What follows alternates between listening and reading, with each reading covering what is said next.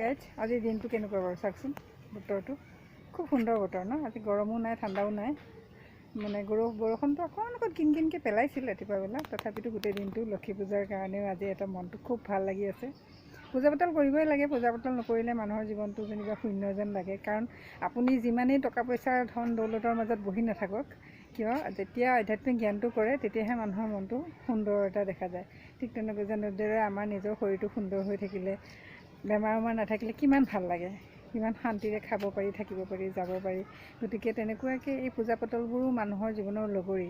আপুনি খুব দুশ্চিন্তাত থাকক, কষ্টত থাকক, তথাপিতো এগছি যেতিয়া চাকি জ্বলাব, এটা নামঘৰত যাওক, এটা মন্দিৰত যাওক, য'তেই যোনে যেনেদৰে কৰে, গীৰ্জাঘৰত যাওক, গতিকে সকলো তাৰ যোৱাৰ পিছত মানুহত যেতিয়া ঘূৰি আহে এটা সুন্দৰ বাৰ্তা লৈ আহে আৰু মনটো শান্তিৰে এটা সুখৰ বতৰা লৈ আহে। সেইকাৰণে মানুহে পূজা পাতলটো কৰাটো অত্যন্ত জৰুৰী। আৰু বয়স হোৱাৰ লগে লগে মানুহৰ সংগীবিলাক কমিও আহে। গতিকে এই আধ্যাত্মিক জ্ঞানটোৱে মানুহক বহুত জীয়াই থকাৰ প্ৰেৰণা দিয়ে। সেইকাৰণে আজি লক্ষী পূজাত কেইগছীমান চাকি জ্বলাম।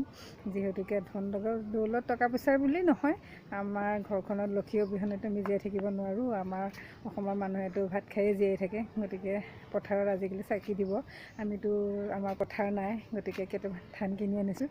তাকে লৈ আমি গোটেই ঘৰখনৰ শান্তি মংগল কামনাৰ কাৰণে, দেশখনৰো যাতে শান্তি মংগল কামনা হয়, তাৰে আশাৰে মই এই ভিডিঅ'টো আৰম্ভ কৰিছোঁ।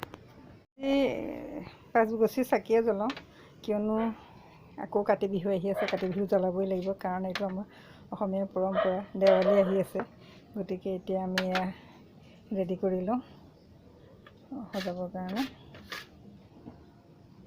মোৰ চাকি ৰেডি হৈ গ'ল। এতিয়া মই শৰাইখন ৰেডি কৰি লওঁ, কাৰণ সকলো অন্ততঃ শেষত আৰু এটা ফল মূল কিবাকিবি খাব বিচাৰে। গতিকে মই কেইটামান প্ৰসাদ আগবঢ়াম।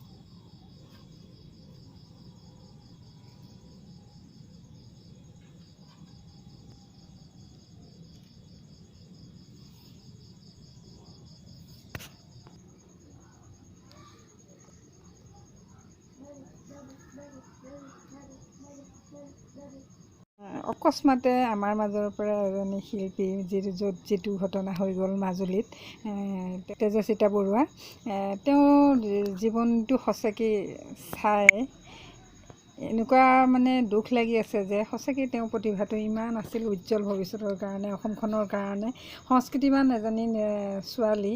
আৰু তেওঁ আমাৰ সন্তান হোৱা হ'লে আমাৰো কেনেকুৱা লাগিলহেঁতেন। তেওঁ আত্মাৰ সদ্গতি পাওক আৰু তেওঁ যাতে আকৌ পৃথিৱীলৈ ঘূৰি আহক, আকৌ আমাৰ মাজত যাতে এনেকুৱা সংস্কৃতিবানবিলাক জীয়াই ৰাখক। তেওঁৰ সন্তান, মোৰ সন্তান একেই। গতিকে তেওঁ এই দুৰ্ভাগ্য অকস্মাত ঘটনাটোৱে মনত বৰ দুখ দি আছে। সেইকাৰণে আজি এই লক্ষী পূজাৰ দিনাখনে তেওঁ সদ্গতিৰ কাৰণে অকণমান আমি প্ৰাৰ্থনা কৰি শ্ৰদ্ধাঞ্জলি জনালোঁ। দেখিছে, আজি আবেলিৰ পৰা এই বিকাশে যুঁজি তাঁৰবিলাক ঠিক কৰি এটা বেলেগ এটা ৰূপ দিবলৈ চেষ্টা কৰি আছিলে, কিন্তু কামিয়াবী হ'ল।